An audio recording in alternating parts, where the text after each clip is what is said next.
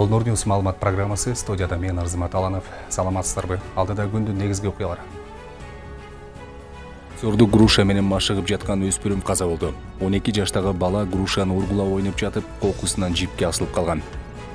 Кыргызстанда коронавирус жуктургандар кайра көбөйүүдө. Акыркы 2 күндөн бери COVID-19 чалдыккандардын саны 100дөн ашып жатат. Калк капчыгынан байыган коррупционерлер кармалууда. 10 күн аралыгында эле өлкөдөгү 5 тармактагы коррупциялык схема аныкталып, кылмышка шектүүлөр кармалды. Президент саясий партияларга жана акимдерге катуу кайрылды. Мында президент акимдерге шылтоо айтууга негиз калбаганын белгиледи.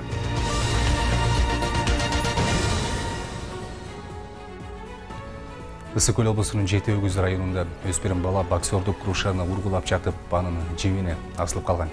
Бул тууралуу Ысык Көл облусунун Ички иштер башкармалыгынын маалымат кызматы билдирди. Окуя кечээ 20 октябрда Калак айылында болгон.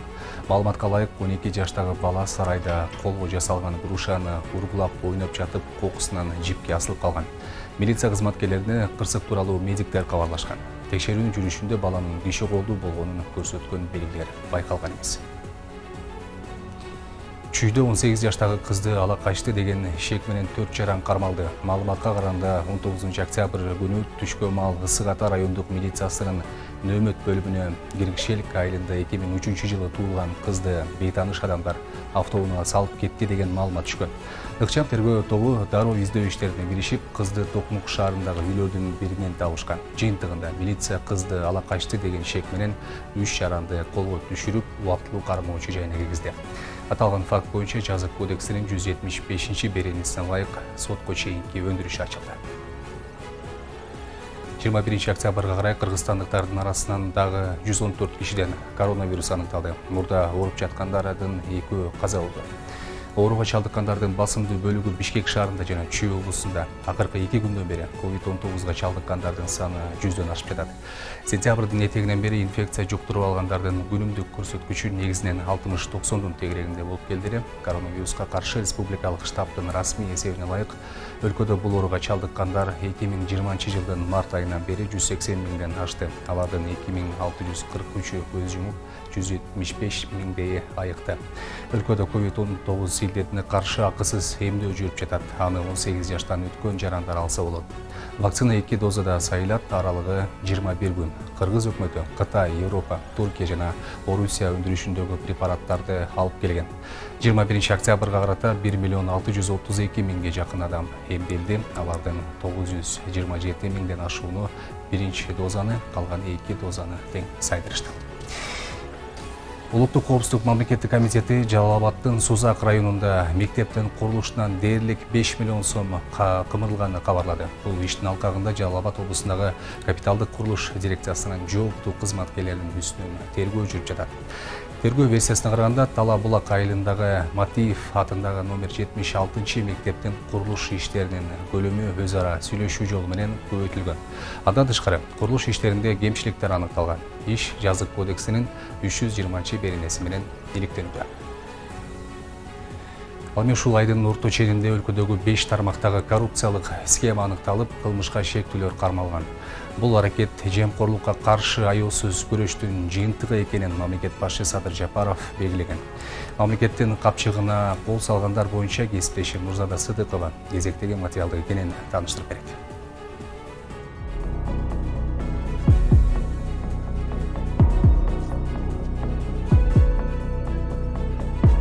Жемкорлукка шек саналып кармалгандар соңку 10 күн аралыгында биз эсептегенден 5 тармактын кызмат өкүлдөрү. Алардын кармалганы коррупцияга каршы аяосуз күрөштүн жыйынтыгы катары өлкө башчысы Садыр Жапаров тарабынан белгиленди. Улуттук коопсуздук мамлекеттик комитетинин чек ара кызматынын биринчи орун басары, башкы штабтын башчысы өзү баш болуп, бир нече кызматкерлер коррупциялык схема түзүп алышып, чек арадан өткөн элдерден акча жыйнап жүргөндүгү аныкталып камакка алынышты. Экинчи мисал, мурдагы эле күнү президенттик администрациянын мунапыс берүү боюнча комиссиянын жооптуу катчысы дагы пара алып жаткан жеринен кармалды. Бул деген сөз коррупция менен мейли ким болбосун аяосуз күрөшүүнүн натыйжасы. Улуттук коопсуздук мамлекеттик комитетинин алдындагы мамлекеттик чек ара кызматынын бир катар жетекчилери паракорлукка шек саналып кармалган. 18 октябрда президенттик администрациянын өкүлү 170 000 сом пара алып жаткан жеринен кармалганы кабарланган эле. Анын артынан эле Ош облусундагы Достук өткөрмө бекетиндеги бир канча жетекчи катышкан жемкорлук ачыкталды. Эскерсек, аталган чек ара пунктунда мындан мурун эле коррупциялык схема иштеп келгени маалымдалып, бирок ачыктап чыгууга эч кимдин чамасы жеткен эмес. Ушул погранслужбада коррупция бар деп 2 жыл мурда бир капитан, жаш жигит, атын унутуп атам, аябай сайрап безилдеп чыкканда аны жумуштан алышып, ал ооруп, ал өлүп калды да, азыр жок, каза болуп калды. Мен ойлойм, эгер ошол бала азыр тирүү болгондо, азыркы бийлик ошону может кайрап келип ордуна коет беле дегенде. Анткени бийлик азыр туура өзүнүн службасындакыларды кармап атат даже. Мамлекеттин казынасына зыян келтиргендер бири столдун тартмайынан акча санап, бири жай бербей унаада жайбыракат бараткан жеринен кармалышкан. Алардын кармалуусу өлкөдөгү коррупциянын аз да болсо тизгинин тартууга жол берет. Президенттин аппаратынан да адамдар кармалды. Бул дагы ошол жанагындай. Эгерде мага тиешелүү менин командамда болгон адамдар дагы эгерде кылмышка барса, ушундай жоопкерчиликке тартылат деп, мындай ушундай деген маанайда дагы кабыл алсак болот да.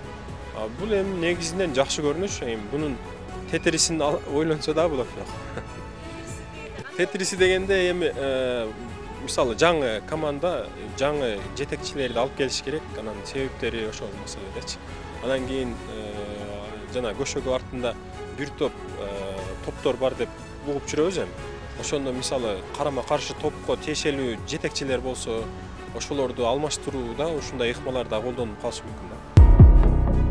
Жемкорлук Ак үйдүн 7-кабатында эле эмес, жергиликтүү бийликте да күч алган, эч кимге жаңылык болбой калган. Мындай мисал менен өткөн жуманын соңунда кызмат абалынан кыянаттык менен пайдалангандардын катарында Ноокат шаарынын мэри жана депутаты 15 миллион сом сол чөнтөккө кымырышкандыгы ачыкталган.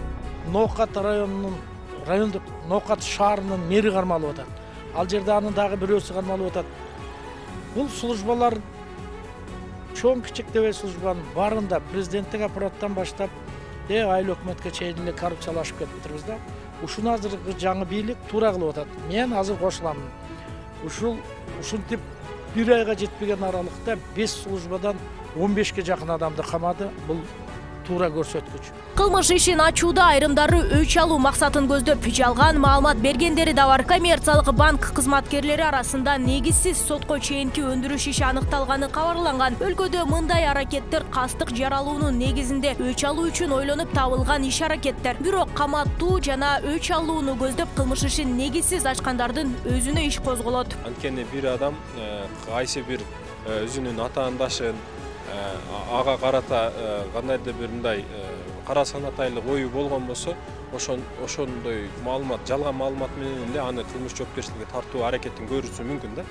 Ошондойлорду алдын алуу максатында бул аракетке кылмыш иши бар деп көрсөтүп койгон. Бул негизинен туура эле. Жемкорлуктун деңгээлин изилдеген Transparency International эл аралык уюмунун 2020 жыл боюнча рейтингинде Кыргызстан 100 балдын 31-ин алган. Бул тизмеде бал канчалык аз болсо, жемкорлук деңгээли ошончолук жогору. 2015 жылы Кыргызстандыкы 28 балл болчу. Ал эми 1 жыл аралыгында коррупцияга каршы күрөштөн бюджетке 7,5 миллиард сом түшкөн. Нурзада Сыдыкова, Темирлан Эрнес уулу, Нурньюз, Ош шаары. Бүгүн Бишкек шаарында жергиликтүү өз алдынча башкаруу органдардын жана жергиликтүү мамлекеттик администрация башчыларынын республикалык кеңешмеси өттү. Анда өлкө башчысы сөз сүйлөп, бир катар маселелерге токтолду. Мында президент акимдерге шылтоо айтууга эми негиз калбаганын белгиледи. Бул иш-чаранын негизги максаты шайлоолорду таза өткөрүүгө багытталат деп айтылат. Жыйында көтөрүлгөн негизги деген темаларга кабарчыбыз токтолот. Жерлерде ачык эле колдонулган административдик ресурс жана шайлоочуларды. Бул жыйын шайлоо алдына туш келди. Жерлерден келген аткаминерлер катышкан кеңешмеге президент Садыр Жапаров да өзү катышты. Ал өз сөзүндө алдыда өтө маанилүү иш турганын белгиледи. Бул парламенттик шайлоо. Аны таза акыйкат өткөрүү үчүн админ ресурсту оздуктап жатканын белгиледи. Эгер кайсы бир мамлекеттик кызматкер, кайсы бир талапкерге чуркай турган болсо, ал жумуштан эле четтетилип калбастан жоопко да тартыла тургандыгын эскертти. Менин алдымда алдыда боло турган шайлоонун таза өтүшүн камсыздоо милдети турат. Мындан ары бардык шайлоолор таза өтөт. Болгон күчүбүздү жумшайбыз. Административдик ресурс таптакыр колдонулбайт.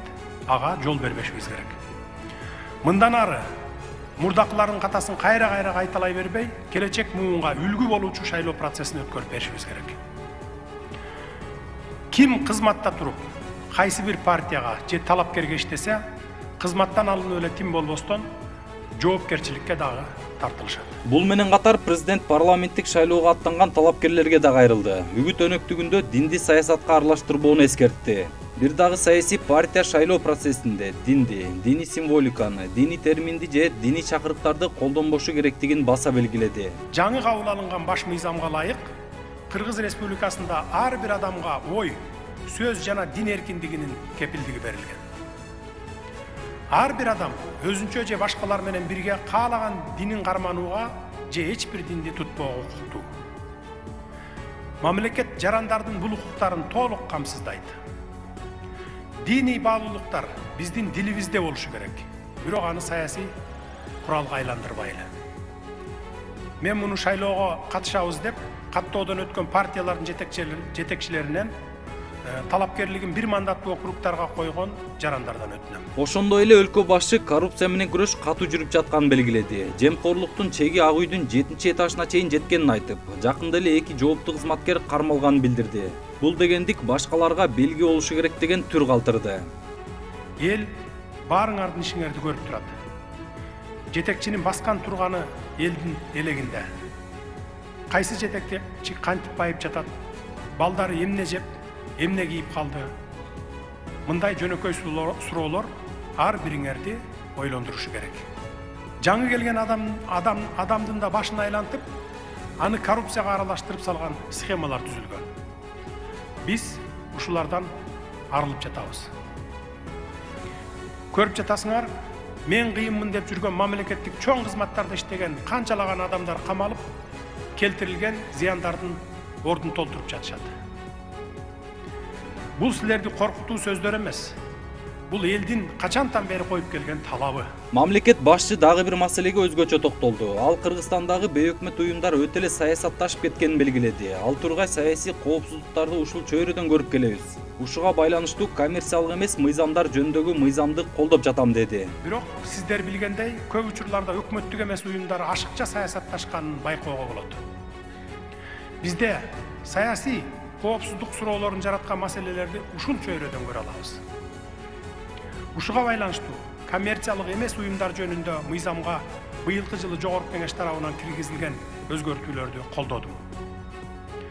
Жарандык коомдун бардык институттары менен мамлекет өз ара аракеттенип, мамлекетибиздин бекемделишине, өсүп өнүгүшүнө багытталган иш-чараларды өткөрүп, өнөктөш катары иш алып баруусу абзел. Ал эми мамлекеттүүлүгүбүзгө саясий коопсуздукка кедергисин тийгизген уюмдар менен мыйзам чегинде тиешелүү иштерди алып барабыз. Андан соң бир катар акимдерге сөз берилди. Алар да элдин бийликке болгон ишенимин арттыруу зарыл экендерин айтышты. Жергиликтүү өз алынча башкаруу органдарына мамлекет тарабынан көңүл бурулуп жатканын жакшы жышаан катары кабылдашты. Бул аралыкта президенттин басма сөз кызматы өлкө башчы акимдердин укуктары кеңейтилген мыйзамга кол койгонун билдирди. Мыйзамга ылайык райондун акимин, шаар мэрлерин президент дайындайт. Аны жумуштан бошотуу облус башчысы менен өкмөт башчысынын сунушу негиз болот экен. Талас облусунун Манас районунун Покровка айыл өкмөтүнүн башчысы. Жолдар Бузумов, Нурбек Жеңишбек уулу, Нурньюс, Бишкек.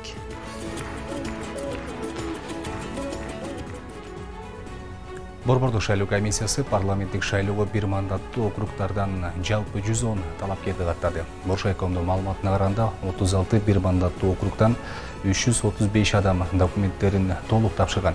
Катталган талапкерлердин ичинде Айбек Осмонов, Тазабек Икрамов, Искендер Матраимов, Нурбек Алимбеков, Элмурза Сатыбалдиев сыяктуу Жогорку Кеңештин азыркы жана мурдагы депутаттар бар. 28 ноябрда боло турган парламенттик шайлоого бир мандаттуу округдан катышуу ниети менен БШКга 381 адам кайрылган. Ошондой эле 341 150 000 сомдук шайлоо көрөсүн төккөн. 20 октябрда саясий партиялардын жогорку кеңештин депутаттыгына партиялык тизме менен бара турган талапкерлердин сунуштоо мөөнөтү аяктады. Бул аралыкта 54 талапкерден ашпаган тизмени 21 саясий партия берди. Жалпы сунушталган талапкерлердин саны 1046 болуп, алардын 669 эркек, 377 аялдар. Майыптуу бар адамдар 46, 189 талапкер башка улуттан, 267 талапкер 35 жаштан жогорку адамдар.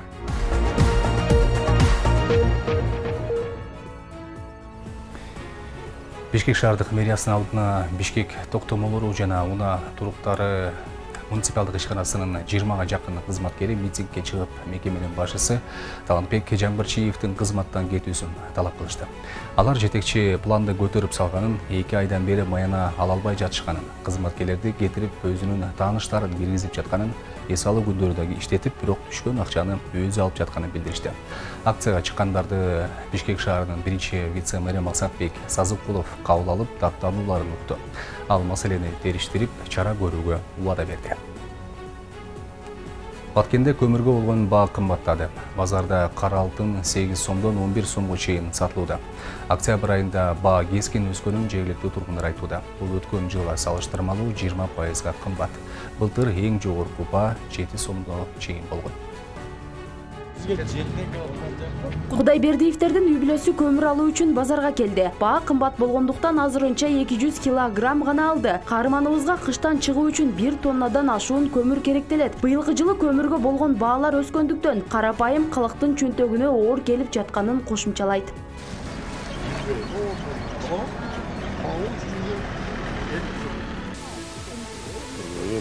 Мен үнөмдөп жагам, отун жагабыз, анан көмүр да алабыз.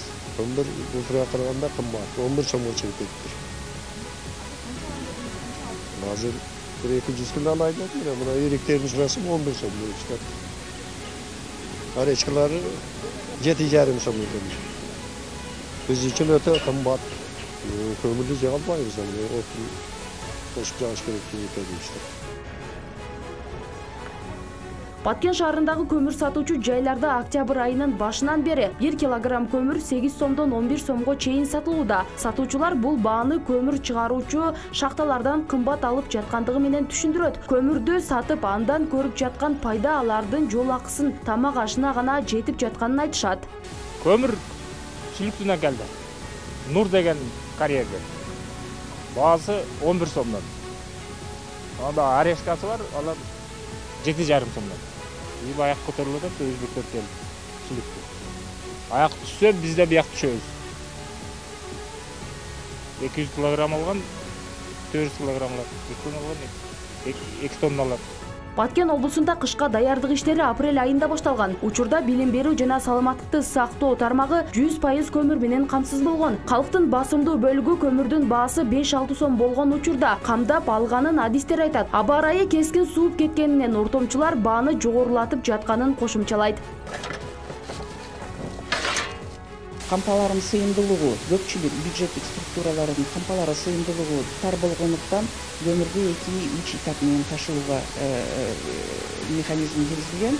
Көмүр өндүрүүчү ишканалардын баары ошол көмүр чыгарылып атат, ошол жерден деле элдер көмүр алып атат. Негизинен калк 3-чү колдон, 2-чи колдон алып аткан жеткирилген көмүрдөн эме болуп атат да, камсыз болуп атышат.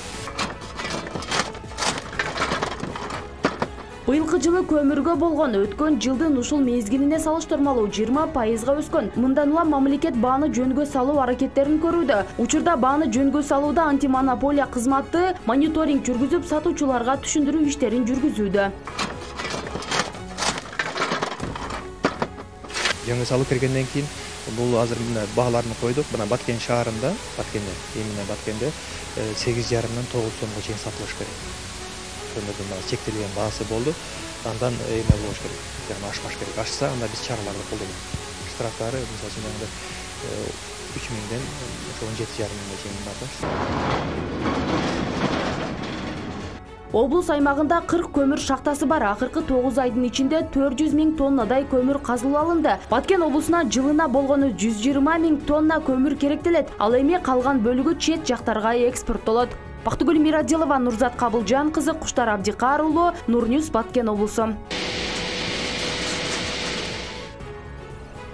Бүгін 21 октябрда Қырғыз Республикасының президенті Садыр Жапаров Қырғыз Республикасының Улуттук коопсуздук мамлекеттик комитетинин чегара кызматына көчүрмөн техниканы тапшыруу аземине катышты. Зооттолгон аскердик техниканын 40 таанасы чегара кызматынын өздүк курамын чыңдоо жана өлкөнүн мамлекеттик чегарасын бекемдөө үчүн мамлекет башчысынын тапшырмасы боюнча сатылып алынган. Белгилей кетсек, өлкөнүн эгемендүүлүк тарыхында биринчи жолу биздин жергиликтүү аймакка ылайыкталган жаңы аскердик техника ушунча санда толугу менен бюджеттик каражатка сатылып алынды. Ички иштер министри Улан Ниязбеков Кореянын борбору Сеулдагы заманбап шарттарда полициялардын өнөктөштүгү аттуу темада өтүп жаткан полиция жетекчилеринин эл аралык саммитине катышууда. Бул тууралуу Ички иштер министрлигинин маалымат кызматы кабарлады. Аталган саммит заманбап шартта дүйнө коопсуздугун камсыздоо боюнча полиция башчыларынын тажрыйба жана ой пикирин алмашуусун көздөйт. Иш-чараны Кореянын полиция улуттук агенттиги уюштурган. Саммиттин алкагында укук коргоо органдарынын башчылары Корея Полиция World Expo аталышындагы полиция кызматкерлеринин кийимдеринин үлгүлөрүнүн көргөзмөсүнө катышып, Корея полициясынын материалдык техникалык жабылышы менен таанышкан.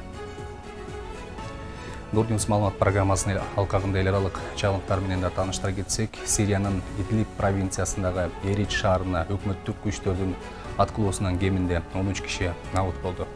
Жабыркагандардын арасында мектепке бара жаткан окуучулар жана мугалим бар. Орусиялык оппозиционер Алексей Навальныйга Европарламенттин сыйлыгы ыйгарылды. Саясатчыга ой жүгүртүү эркиндиги сыйлыгы берилген. Ал эми Американын мурдагы президенти Дональд Трамп өзүнүн социалдык тармагынын тиркемесин чыгарарын жарыялады. Ал Truth Social деп аталып, ноябрда сыноо баскычы башталат экен. Ушул жана башка дүйнөдө болуп жаткан окуялар менен Асылбек Тагайбек уулу тааныштырат.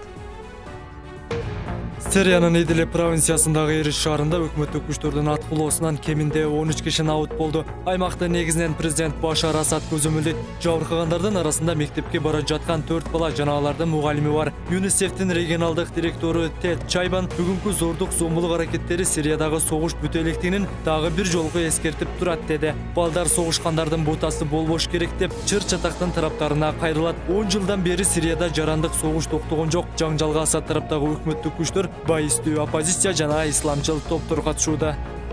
Орусиялык оппозиционер Алексей Навальныйга Европарламенттин Андрей Сахаров атындагы сыйлыгы ыйгарылды. Ага бийликтин эркиндиктерин чектөө аракеттерин коррупцияны ачыкка чыгарган эмгеги үчүн ой жүгүртүү эркиндиги сыйлыгы берилгени айтылды. Навальныйга сыйлык ыйгаруу чечимин 20 октябрда Европарламенттин төрагасы Давид Сассоли билдирди. Ал Владимир Путиндин режимине коррупциясына каршы туруктуу үгүт жүргүзүп келген жана өзүнүн социалдык баракчалары жана саясий иштери аркылуу укук бузуулардын бетин ачууга жардам берген. Бул үчүн ал ууланып түрмөгө түштү деди Сассоли. Буга чейин Алексей Навальный Сахаров атындагы сыйлыктын талапкерлеринин кыска тизмесине кирген маалым болгон.